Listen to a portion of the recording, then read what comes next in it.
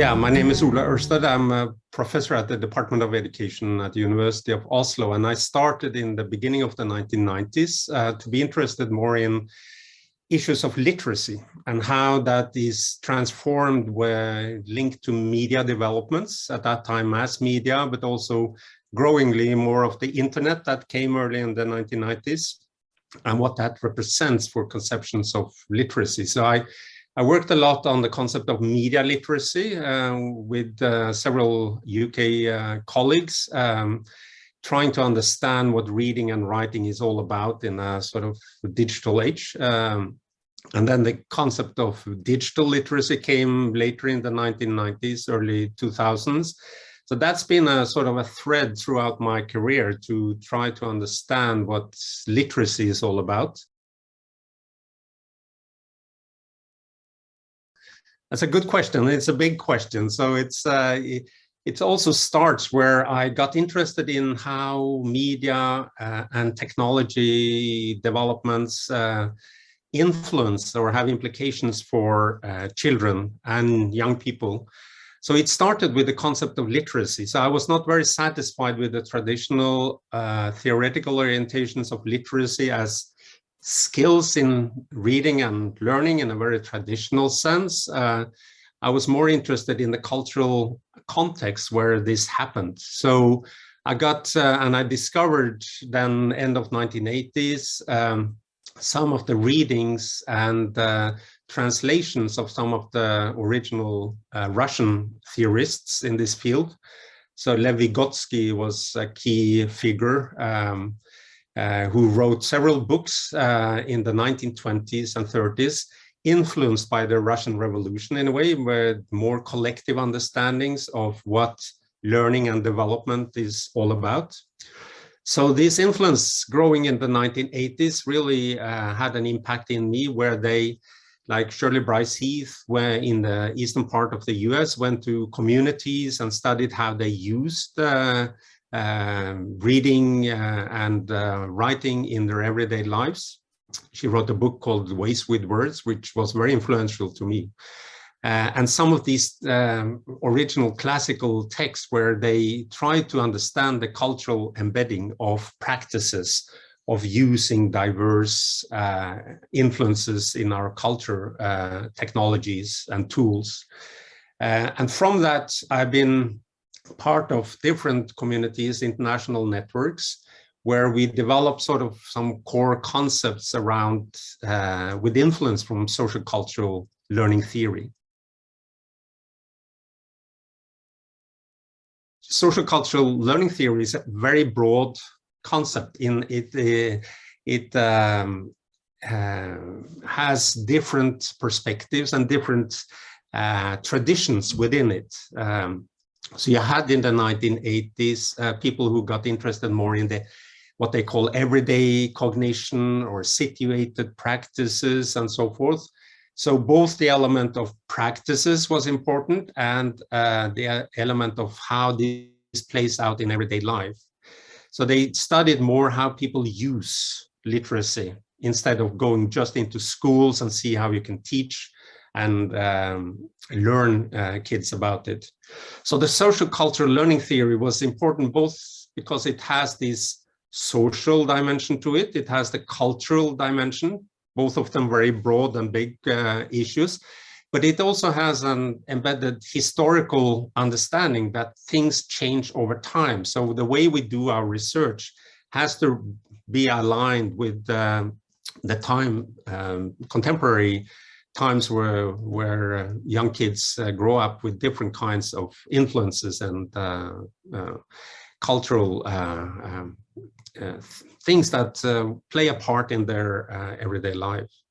So within social cultural learning theory, there are different concepts like mediation has been very important for me. And mediation is a concept that you can find both in media and communication theory. They talk about the mediatized society, where media sort of influence us in different ways.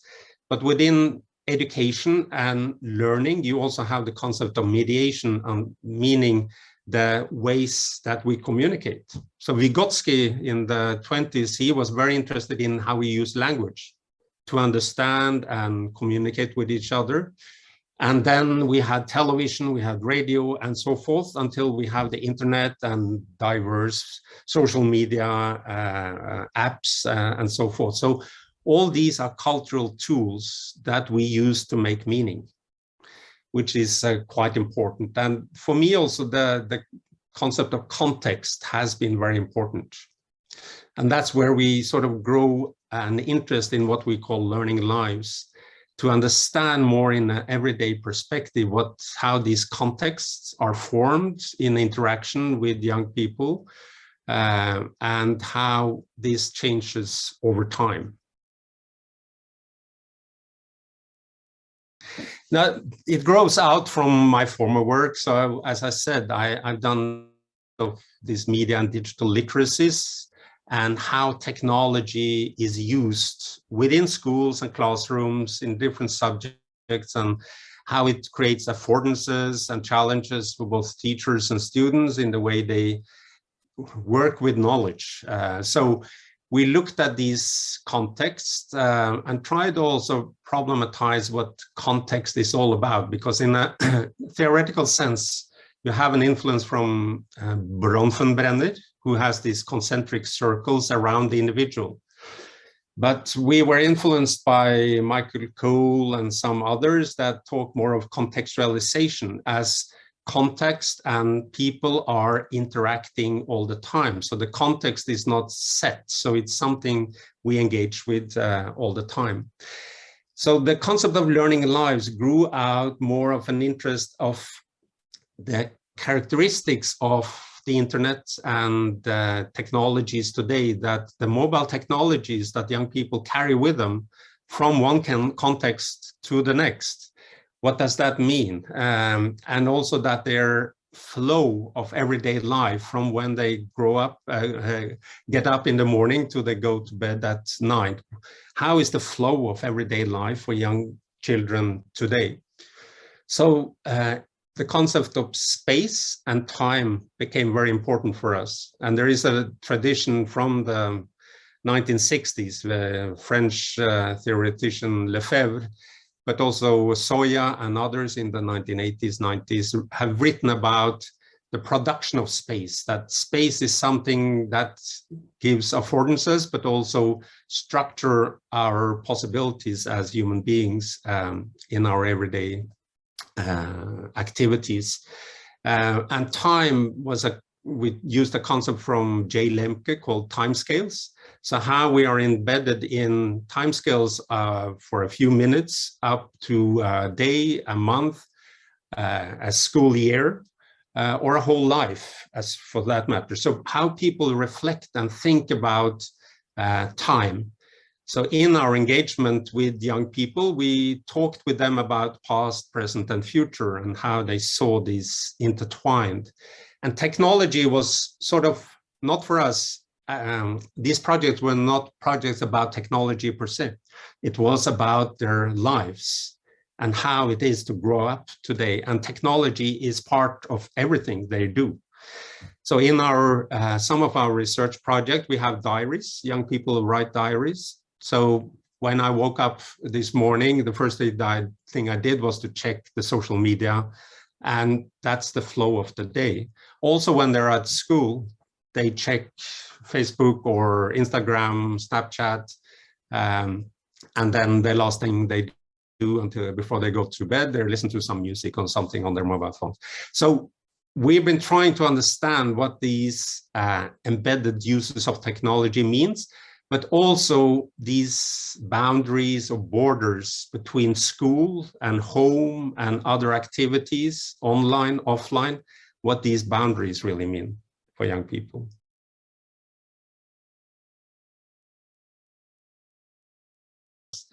Yeah, that's a good question. And it's so one element here is complexity. So it's a very complex aspect. So my project, so we have one project called Learning Lives, or Local Literacies and Community Spaces is the main title of it. And it takes part in one community in the eastern part of Oslo, multicultural community. So there are many aspects, and that was really the start of trying to test out this concept theoretically and methodologically for us. So it emerged, some of these issues emerged throughout the project. And one, as I mentioned, one issue is the complexity in trying to understand everything that young people are involved in. So writing some of this research up, we use sort of a narrative approach, a narrative theory, where we try to understand what this means for young people and create sort of narrations of their learning lives. So as they talk about their past, growing up, their experiences of both school and ways of using technology throughout their childhood, and ways they use it today in different activities and with friends, but also how they think about their digital futures. How will they deal with digital media in the future? What kind of challenges, what possibilities they see, and so forth. So one aspect is sort of this complexity. Another one is methodological challenges. How do we really research this kind of, we cannot follow these kids 24/7. There are some methodologies with younger kids that I've been linked to also, where they have a methodology called A Day in a Life, where they visit families when they get up in the morning at 7, 8 o'clock in the morning, and they stay with the family throughout the day to get a sense of this domestication aspect of how technologies are used. So that's one aspect. But what we did in our project is that young people report and document their everyday activities themselves. So they get assignments of taking photos of spaces and places in their communities that have specific significance for them, how it's influenced them in different ways, and they write short notes explaining the photos.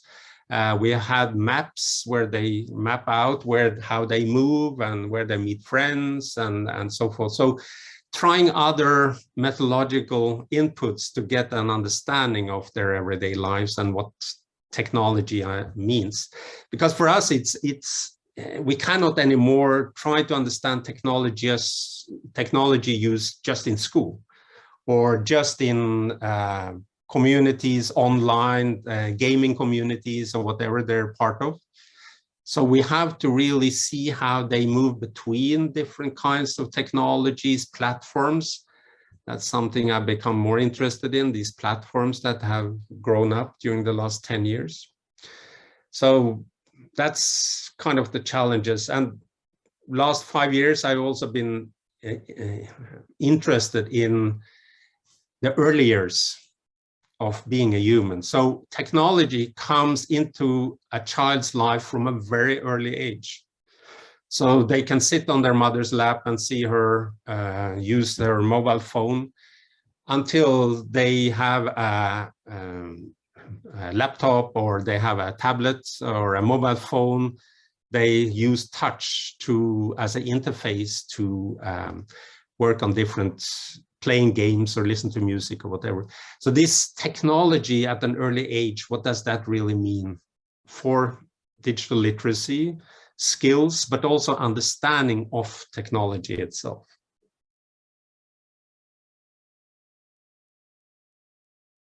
Well, I can only speak from my own experience in a way, and it's more that you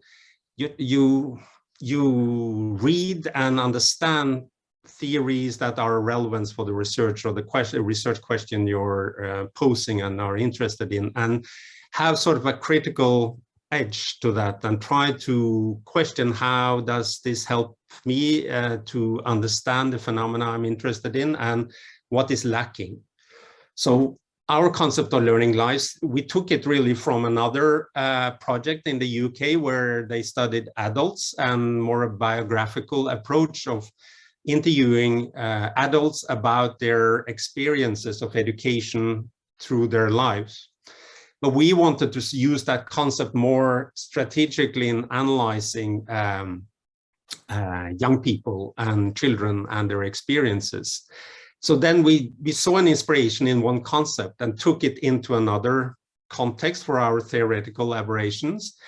And the teams in my projects have also been inter or transdisciplinary. So I have sociologists, I have people from media and communication, literary studies, and so forth. And it's this combination of perspectives also that is enriching. And I think we need that much more today than ever before. We've been talking about it before, but to really understand this complexity in young people's lives with digital technologies, we need to set together teams of people who have expertise in different theoretical perspectives. So that's been kind of enriching also in our trying to develop, and several of my PhDs also, they work together with PhDs from sociology and psychology and other fields also.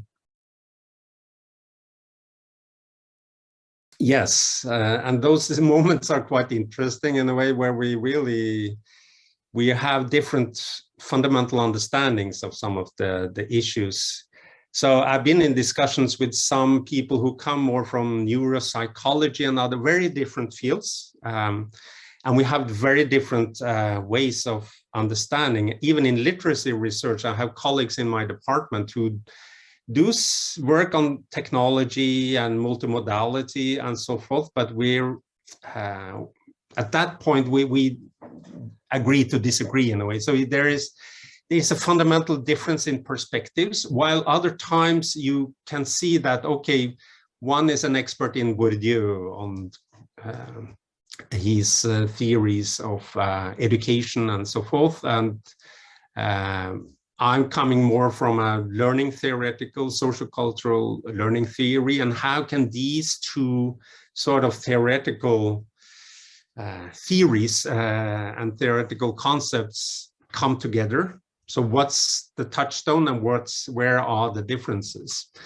So I think that's important today to evolve sort of our understanding, especially on children and the internet and these fields, because we need this bringing together of different perspectives and see how concepts can enrich each other. And so in my approach, I'm quite open to others. Some of my colleagues would be much more closed and defending their position. So I like to listen and see if I can be inspired by some other theoretical positions and concepts and draw on that in trying to discuss and see if we can develop new understandings. So we have, for example, at the moment, we have some initiatives on the platformization of our everyday lives, but also of our societies. And these platformizations of families and childhood and so forth, what does that mean? So now I have technology, informatics people in these activities, sociologists, psychologists, and media theorists. And we have different backgrounds on this common concept. But it's how we try to tweak and then develop maybe projects and perspectives that we can then apply funding for and develop these concepts further on and come up with new understandings.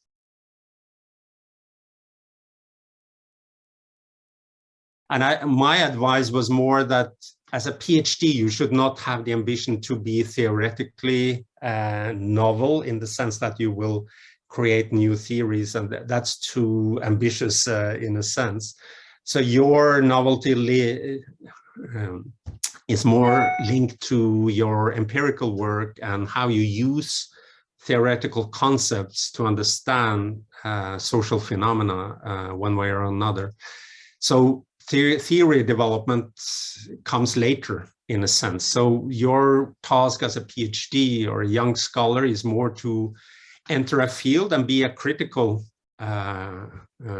discussant in networks and with people. And it's very important that you link up with networks nationally, internationally, to be part of these discussions where the upfront kind of understandings of emergent fields happens.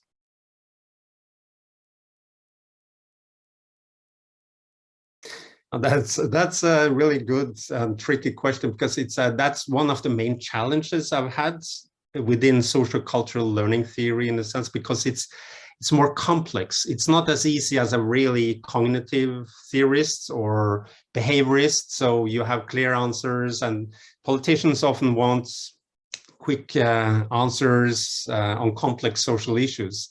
And I often start by saying these issues are complex, and we need to really have projects that try to look at different sides of these issues and so forth, not just a survey and get the percentage of how many do this. So that's for me very superficial. We need that, but we need to go deep in understanding what's how experiences that young people have today, which implications that have for them in their lives.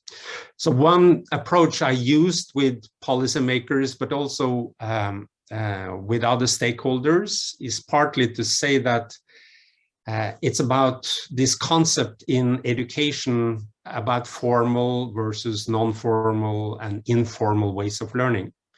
Those concepts for me doesn't hold up the same way anymore.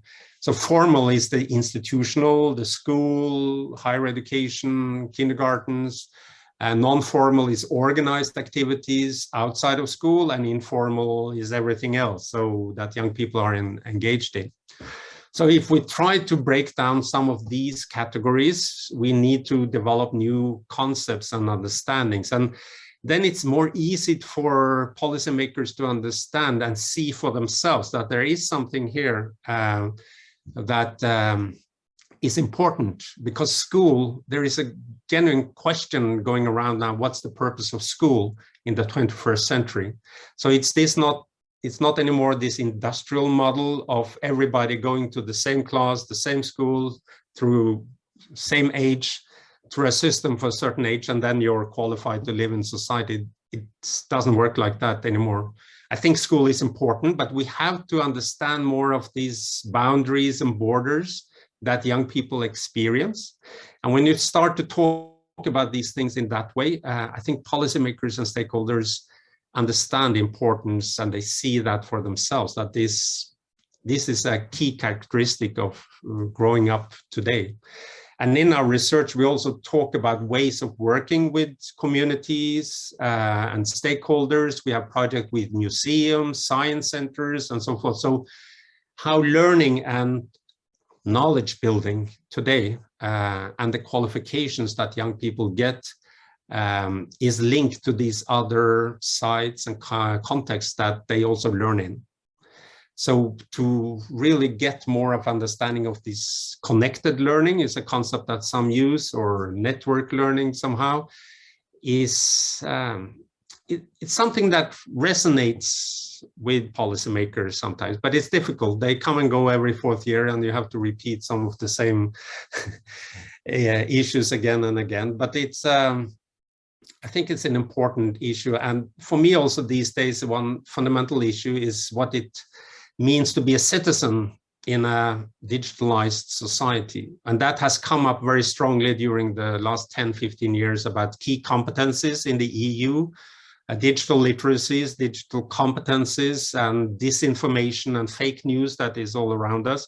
So how do we as citizens deal with that? And education and school has a really important role in that sense. And we have to look at ways we can engage young people in getting that kind of understanding.